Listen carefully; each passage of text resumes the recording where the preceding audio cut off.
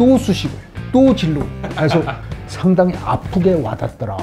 더 이상 줄일 수가 없어요. 병봉급 200만 원. 탈단을 하고 일병으로 입대하거나. 나는 군대 간부 이미 그렇게 됐습니다. 이제는 더 이상 미뤄서는 안 돼.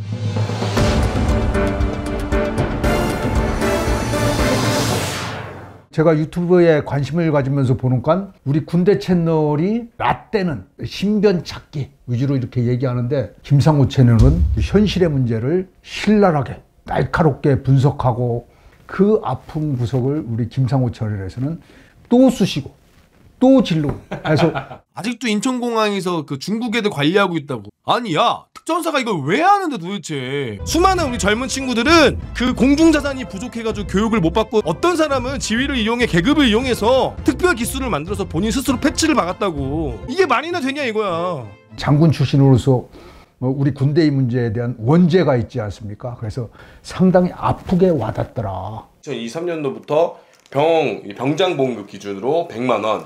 그 이제 내일 준비 접근까지 하면은 병장 봉급이 이제 130만 원 수준으로 올라왔습니다. 전문화사 지원율이 떨어지고, 특히 이제 학군단을 지망하는 친구들이 병사로 빨리 가거나, 아니면 심지어 학군단 후보생 생활을 하던 중에 탈단을 하고, 그 탈단하면 그 군사훈련 교육 기간 있지 않습니까? 그 기간을 인정받아서 일병으로 입대하거나 상병으로 입대하는 그러한 일들이 벌어지고 있는데, 저도 기본적으로는 병사봉급이 100만 원, 사회진출지원금 30만 원, 올해 130만 원이 지급되고 2025년까지, 내년 후년까지 해갖고 205만 원 수준까지 한다 이거죠. 근데 우리가 이제 생각해야 될 게, 100만 원 병사봉급의 문제를 성격을 우리가 정확히 알아야 된다. 5년 단위 대통령 선거를 하다 보니까 병복무기관이 표를 넣기 위한 중요한 정치 행위였어요. 그 36개월이 18개월까지 지금 땡겨온 거 아닙니까?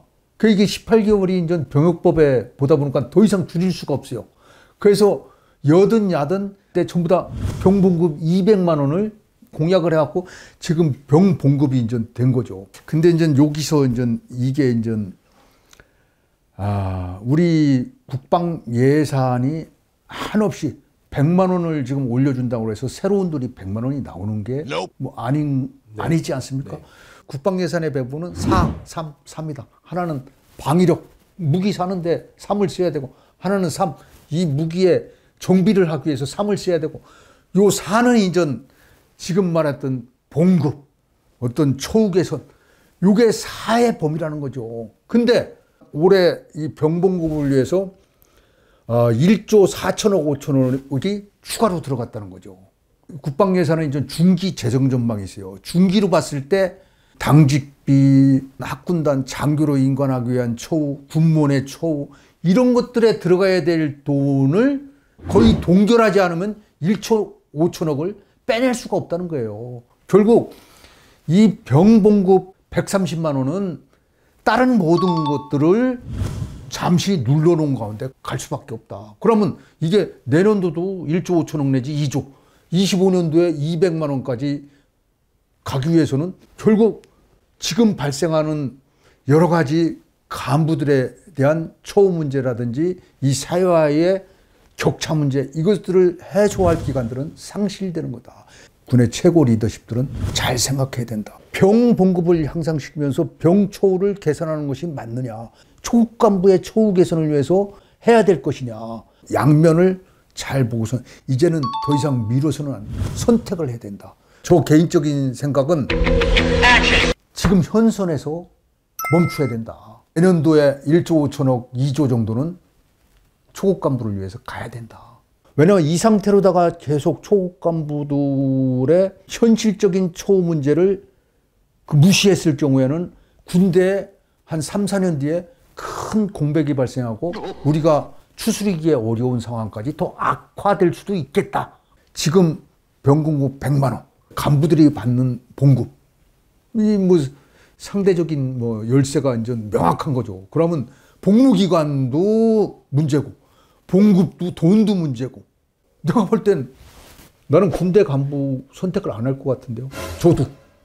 그래서 이 문제는 대단히 심각하다.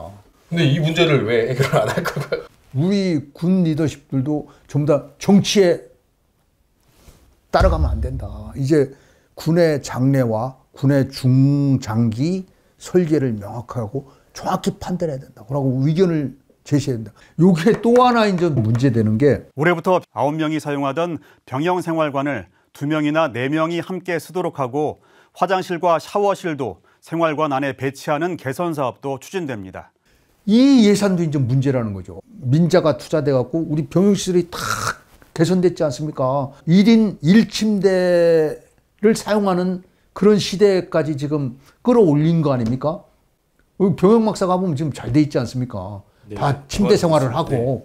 근데 이걸 2명, 4명으로 한다. 또 다른 이전 예산이 투자해야 되는 거죠. 민자가 투자해서 민간인이 건설을 해놓고 군은 리스를 한 거라는 거죠. 그러면 그 리스비를 계속 지불해야 되면 가령 육군 같은 경우 육군의 시설 예산은 한 10여 년 동안 계속 리스비를 대는데 육군의 기존 시설 예산이 나가는 것이다. 그러면 육군의 시설 예산이 계속 BTL 공사의 후속 조치로다 리스비로 가고 추가적인 병영 공사의 우선순위로 가다 보면 뭐가 부족하냐? 비오크라든지 간부 숙소, 그 다음에 우리 복지시설, 우리 저 군수시설, 군수시설 가보면 탄약고 뭐 이런데 30년, 40년대 많아요. 그 다음에 어디 물류시설 그런 게 아직도 수작업하는 데 많고 이걸 자동화시키고 그런 이런 시설에 투자할 돈이 완전히 동결된다는 거죠.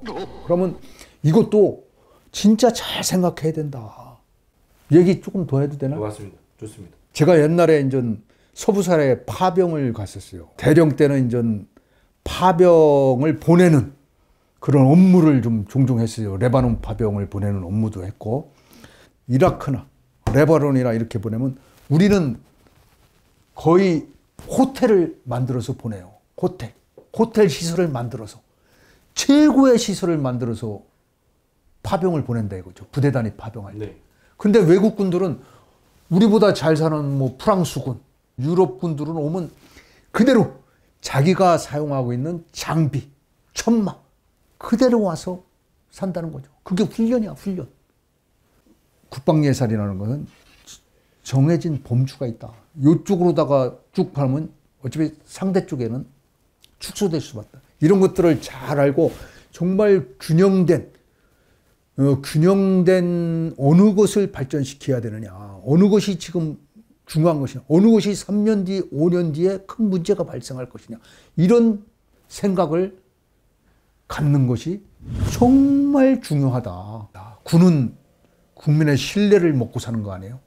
근데 중요한 것은 또 다른 새로운 신뢰라는 거죠. 우리 군대라는 조직의 내부 구성원들로부터 신뢰를 잊고 또 이 구성원이 정말 매력적인 조직으로다 생각하지 않고 떠나는 분위기, 자꾸만 이탈하는 분위기가 됐을 때는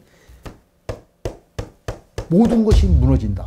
지금은 국민의 신뢰, 그 다음에 조직 구성원 내부의 신뢰. 우리는 내부의 신뢰를 거룩한 말로 사실은 그동안 포장했어요. 야, 조국이 있잖아. 야, 우리의 젊음을 내 조국을 위해. 응? 우리 때는 그랬다는 거죠. 거룩한 말로. 그러나 이것은 한계점이었다. 야, 돈이 없지 마 가오가 없나.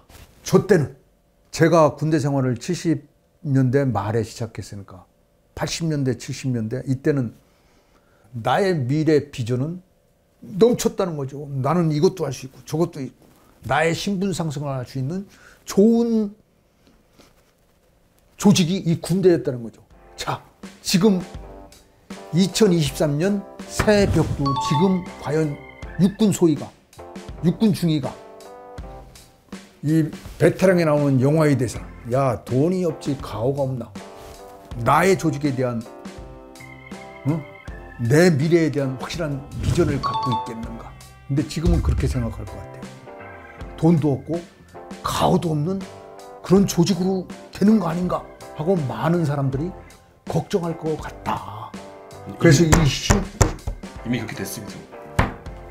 이제는 더 이상 미뤄서는 안 된다. 북핵은 우리가 돈으로 무기로 막을 수 있지만 이 사기와 사람에 관련된 거는 돈으로 당장 해결이 안 되는 거지 않습니까? 자긍심이라는 거는. 김정우 씨가 아주 표현력이 대단하시네.